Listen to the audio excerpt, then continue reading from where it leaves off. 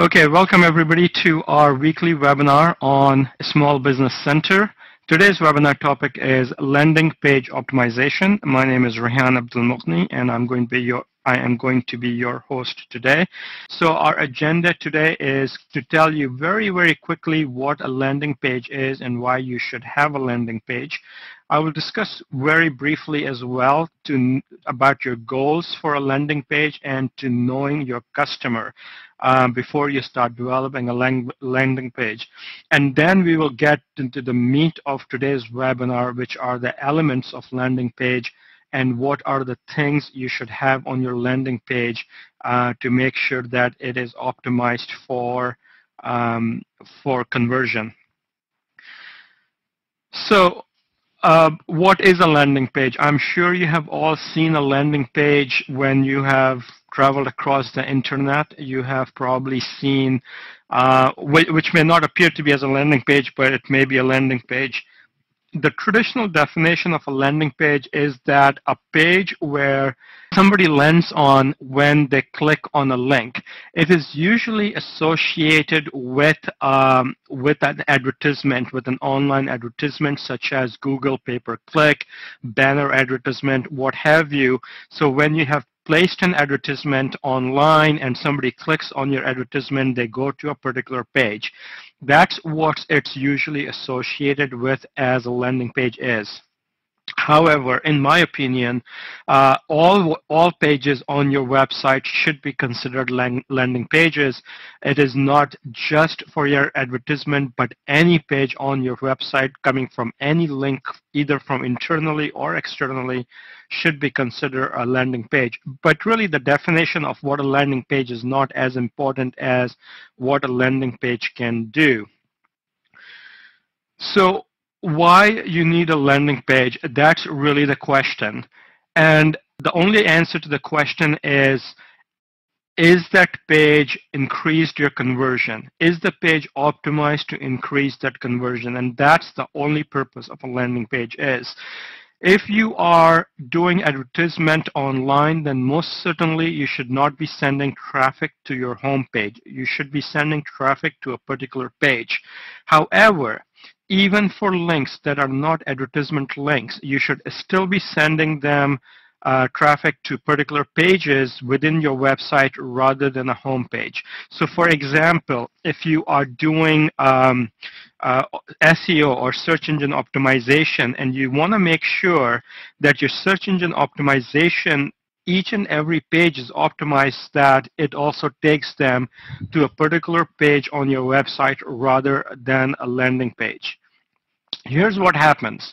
Most people, whether it's online advertisement or even SEO or link from another website, those links end up on a home page. A home page has a lot of stuff, and then now you're telling your visitor to figure it out what that person wants to do. And most of the visitors will not give you the opportunity to figure it out what they want to do. Most of the time, it's estimated that you only have somewhere between 8 and 20 seconds before a visitor makes a decision to leave your page and go to your competitor's site. 8 and 20 seconds. Some people actually say that's even less than that, that it's somewhere around 2 seconds. If that's the case, you want to very quickly get your message across. Don't make your customer think as to what they need to do. Give them a reason to do business with you. And if some of you have not read this book called Don't Make Me Think, I highly recommend it. So before you start building your before you start building your landing page, you should actually know what your landing page goal is. Is it to close sale? Is it, in other words, do you want somebody to buy something from you on that page? Is it to get newsletter subscriptions so more and more people subscribe to your newsletter? Is it to capture a lead so that you can follow up with them at a later time and explain to them what it is and how it is that you can help them? Is the goal something else? Is it the goal to increase registration on your website? Is the goal to get a donation if you are a nonprofit organization? Is the goal to get people to come to your events if you are an organizer? Whatever your goal is, understand your goal completely before you start building a landing page, because your goal will depend on what content and what elements you will put on your landing page. By the same token, you should also know who your customer is. It's important that you understand your customer pretty well, and more importantly, you also understand why are they on this page, what it is that they want to do. Um, are they in a research mode or are they in a purchase mode? And those two things are going to be very different. If somebody is looking for running shoes, they are probably in a research mode, and your landing page must therefore be very different versus if somebody is looking for red Nike running shoes, because then they have made up their mind what kind of shoes they want to buy, and they are going to now looking for who sells that particular kind of shoes, right? So understand what the customer is there, whether they're researching or whether they have a credit card in their hand to buy whatever it is that you're selling. So the first thing is know what your goal is, and the second thing is know what your customer wants to buy from you. As I said, I'm not going to spend too much time on it, and I didn't. Let's get right into the meat of today's webinar, which is 9 elements of a good landing page. And the biggest thing that I will say is when you're talking about an element of a landing page is, as I said earlier, don't make your customer think. And the reason, and make it easy for them to do business with you.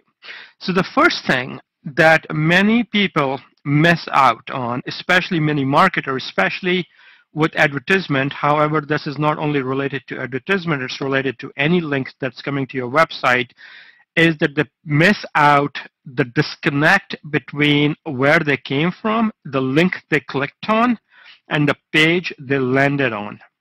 So I was doing a search on a digital camera comparison, and that's what I typed in on Google as a digital camera comparison. And one of the first, this is organic listing, by the way. This is not advertisement, ad listing, but an organic listing. And one of the first listing that came up was digital camera comparison. That was the headline. So I clicked on it, and I went to the page for cameracomparisons.com. And there was no comparison of cameras. It was a shopping site. They want me to purchase something. But I was in the research mode. I was not in the purchase mode. I was looking to compare digital cameras because I don't yet know what camera to buy. But when I got to that page, they wanted to sell me something. There is a massive disconnect between what I clicked on, the link, and what I got when I got there. Here's a second example, which is the way they have done, a better way they have done it. So in this case, I searched for online accounting software, and the link on Google said online accounting software for small business. When I clicked on that, I came to this page which said simple online accounting software. Exactly what I was looking for. So there is now not a disconnect, but there's a complete, there's a connect between what I clicked on and what's on the page. They have done a much better job in this case to making sure that when I clicked on that link, what I got was the same information. So the first thing that you need to keep in mind is that the headline on your link, whether that's advertisement, whether that's organic search, whether that's a link on your Facebook or your LinkedIn or your Twitter, matches what's on the page that they're going to get to. That's a very important thing. The second thing is are your subheadings. The subheadings are also very important. Make sure that the subheadings tells the customer why they should do business with you. And when I say why they should do business with you, it's not about you, it's about them. So don't go into a big massive thesis about why you are the greatest company in the world and why you're the greatest person to do business in the world, because let's face it, at the end of the day, they really don't care about us, right? What they care about is themselves, and we all do. We all care about ourselves. So when they are on that page, tell them why they should do business with you, i.e. what's in it for them, right? Give them a reason why they need to give you your money. So in this case, for example, and I will take you to the next element as well, which is a copy, and the subheading and the copy pretty much go together. So as you can see from here, both the subheading and the copy within the subheading is why they should do business with you. It's a fast response time. They should do business with you because your protection is guaranteed. They should do business with you because of the low fee. They should do business with you because you're going to make savings and you will have 24-hour monitoring. And if all of that is not enough, they are giving you a money back guarantee. So now they're giving me all of the reasons why I should do business with them. Also, if you look at the copy right under the subheadings, they are very short. One sentences, maybe two sentences. Actually, I'm not seeing many two sentences. They're all one sentences.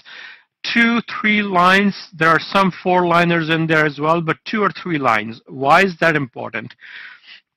Most people on the internet do not read. If they want to read, they will read a book, or they will read a newspaper, or they will read a magazine.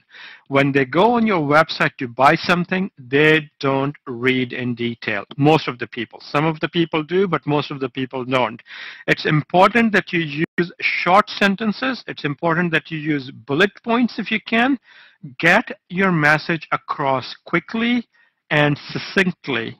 Don't make them read through paragraphs after paragraphs after paragraphs of content. Just make sure that they read very quickly, give them a reason, and move on. The next thing that you want to talk about is, after you have told them why you want to do business, why they should do business with you, is now you need to build trust and credibility. And there are several ways. Actually, there's about a dozen or so ways you can build trust and credibility. I'm only going to very briefly talk about 3 things that are some of the most important ones. Use trust symbols. So if you are a member of the Better Business Bureau, if you are a member of your local Chamber of Commerce, use those logos. If you are a member of your industry association, use those logos. If you are selling online and you take credit cards, make sure that you put their logos on that. So there's some trust in the fact that you use Visa or MasterCard rather than you're asking them to send you cash or check. If you ship by UPS or FedEx, use their logos, because people are going to have more trust in the shipment from a well-known company than if you say that you ship from somebody, some courier that they have never heard of, right? So use symbols that will build trust. Also, use customer testimonials, customer recommendation. Have some social proof. If you have a few hundred people that are fans of yours on Facebook, use that, because that's akin to being a customer testimonial, right? So many people on Facebook like you. Again, you're building trust. Include a privacy policy, or include a guarantee, or include a phone number. All of those things tells you that you're going to protect their information. The privacy policy does. If you include a phone number, they will have trust in you that they can pick up a phone and reach somebody on the other end. But if you're going to use a phone number, make sure that that phone number is manned by a human being and not a recording. I mean, sure, at least during work hours, right? 9 to 5, there's somebody who will pick up the phone rather than all the time they call you and it goes into a recording, right? Because that doesn't build trust. So make sure that you have those things where they will think that there is some guarantee, there is some protection, there is somebody on the other end of the line that they can pick up and talk to you. Now, number 5, I have used as call to action. While I have used the call to action as number 5, it is probably one of the most important elements on your website, a call to action. And WIIFM means what's in it for me. Why should they do business with you? I've mentioned that briefly a minute ago. I'm mentioning this again here because, again, it's important to know. Both call to action and why what's in it for me is important, right? So in this case, as you can see, they're telling you what's in it for me. It's less paperwork for me. I can work from anywhere, anytime. There's free support and upgrade that's available, right? They're telling me all of the things that are important, that's in it for me. And then they're giving me a succinct call to action. Try it free, right? Now, in this page, there are two calls to action. There is a primary call to action and there is a secondary call to action. The secondary call to action is learn more. And you can see that learn more is in a very small text and it's not a button, right? Because you do not want to confuse the customer. You don't want them to start thinking, okay, should I go here or should I go there? The reason they have learn more is that still, if you are not convinced to click on try it free, they're actually giving you a second, or rather they're taking a second chance that you will still do business with them because you can learn more about that. You're not yet ready, but you may still want to learn more about it. But their primary goal on this page is to get you to try their software, right? Click on try it free button so you can try it. That's the primary goal. Don't confuse the customer with too many options, with too many goals. I recommend that you should only have one goal, one call to action. Now, in this case, as I'm saying, there is two goals, and if you have two goals, sometimes it's okay, but make sure that your primary goal is more prominent and your secondary goal is not as prominent. You don't want to confuse the marketplace.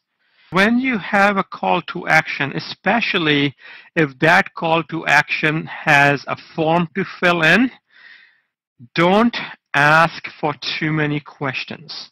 The form on the upper left corner is asking for too many questions, and if you notice on the right side of that form, there's a scroll bar, and the form that you're seeing is only about, what, 25% visible?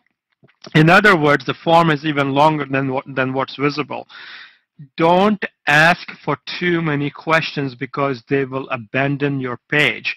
And the reason is very simple. Number one, you need to make it easy for them to do business with you, such as the form on the right. Download an ebook. All they're asking for is your name and your email address, right?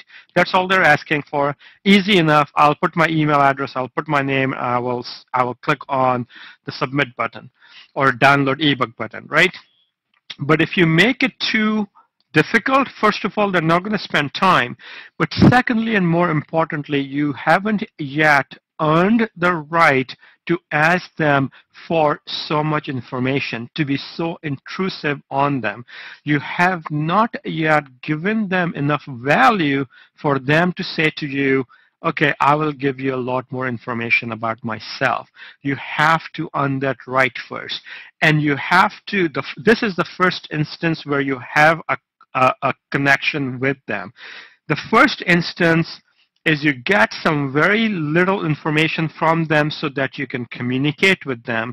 And the purpose of the communication is to add value in their life so that you can earn trust from them so that you can actually ask those more detailed questions later on. The amount of information you should ask should always be less than the value you are providing to them. Could be equal to what the value you're providing, but usually it's better to provide more value than to ask for more information. So in the instance of download an ebook, all they're asking for name and email address. Fair enough. But let's say this email was extremely valuable. Let's say it is from a very reputable research firm. It was 800 pages, and it took them a year to write, right? So the research is extremely valuable. In that case, because they know who you are, let's say they are, I don't know, they are McKinsey, for example. So let's say they are McKinsey Consultancy, which is a very big consultancy firm, and they have written this book, 800 pages, took them a year to write, research and write.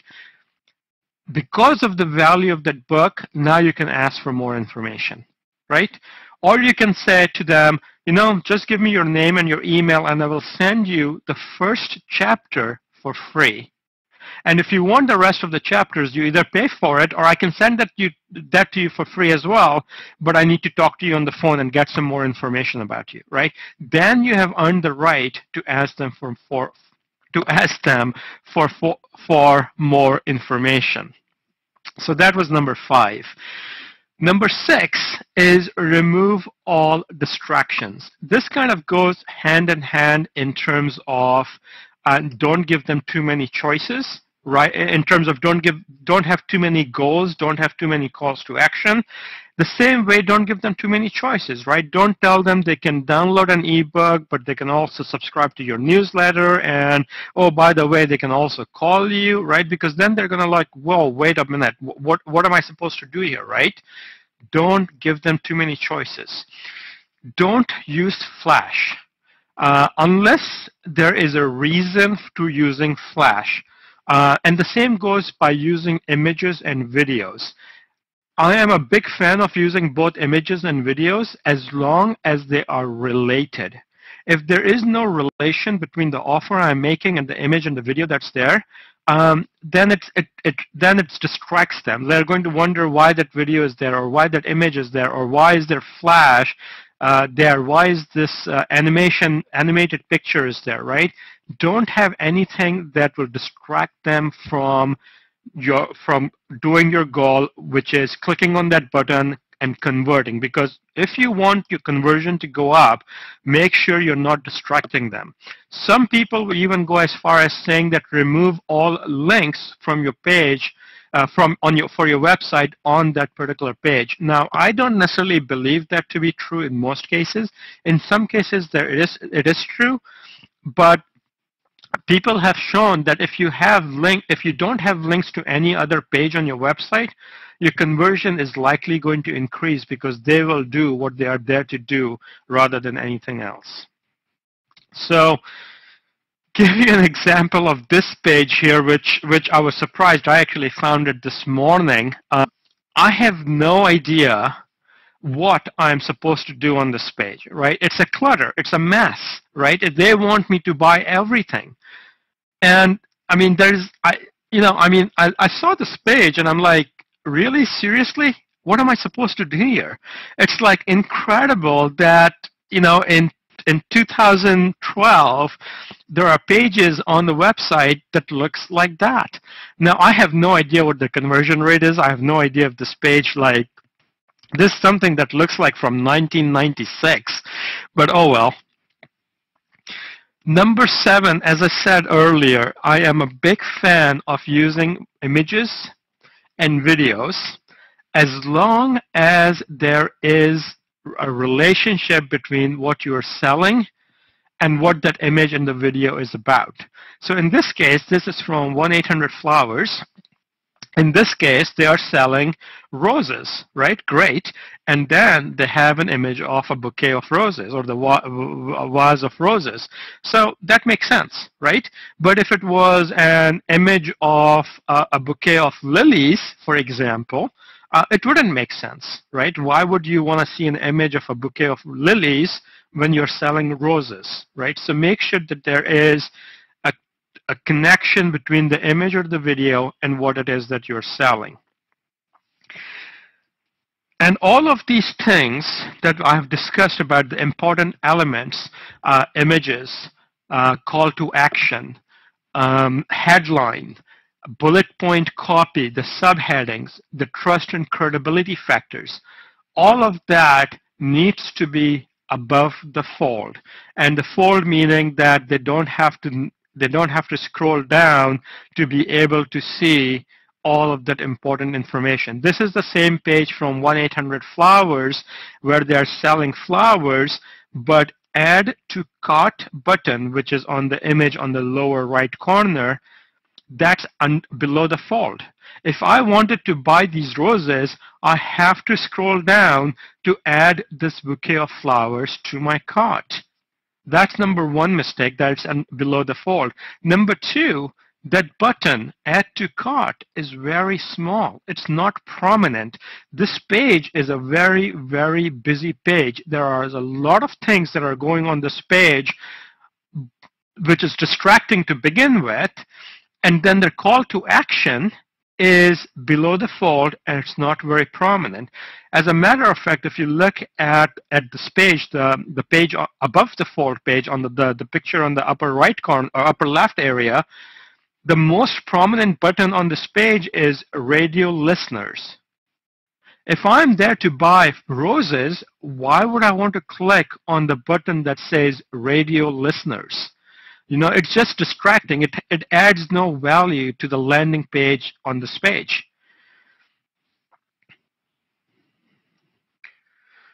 Right.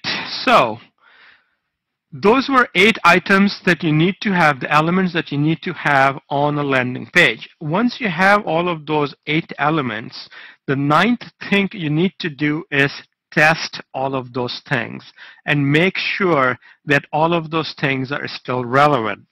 Now, we were supposed to do a webinar next week on Google Website Optimizer, which would have taken this step and shown you how to test different variation of the same page to see which one converts best. And if you had registered for that webinar, you probably got an email from me yesterday saying that we have canceled it.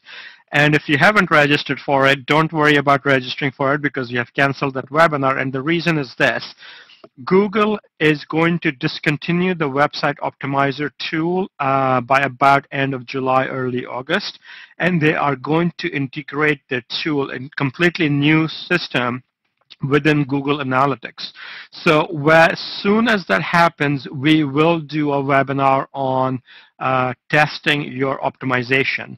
It's probably going to be likely now to be done in August or September, depending on how soon Google is able to put that into the new Google Analytics tool. But the point being is this: once you have decided on what your landing page looks like, so you have put all of those 8 elements we just talked about, and you have built your landing page, it's not the end of the story. Your work is far, far, far from finished. What you need to do is that you need to take that landing page and you need to make a slight change on that, whether that's change on the headline, whether that is a change to a copy, whether that's a change to an image, whether that's a change to the call to action, even the placement of the call to action. Make a minor change to that and have both pages running simultaneously, and see which one of the 2 pages converts the best. And once you have done that, you start the test over again. In essence, as it says, always be testing. Your testing of your website optimization is a continuous process. It's not a one-time deal. It's not something that you do today and you're done with it. It's something that you do continuously, and you do it over and over and over again.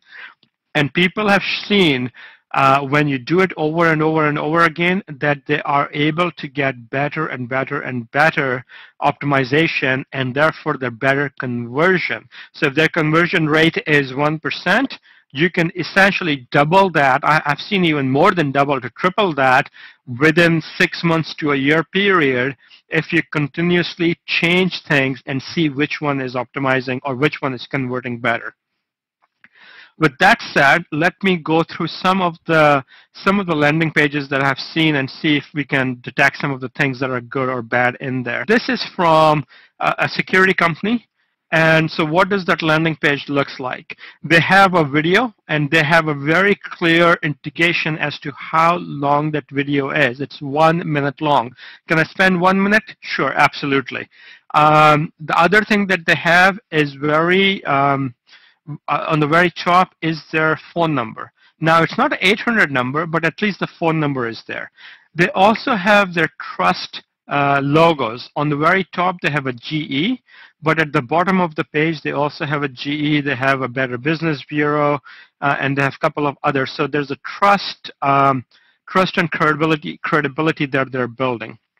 They also have this call to action: get started with a free quote. Step 1 of 4, choose your property type. So they're very upfront that there are 4 steps. Instead of saying, oh, do this and you do that, and they're saying, oh, do this now, and you don't know when there's an end.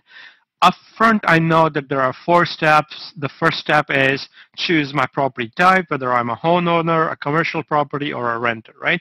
So some of those things are good. Although I would say that their call to action, which is get started with a free quote, can be a bit more prominent.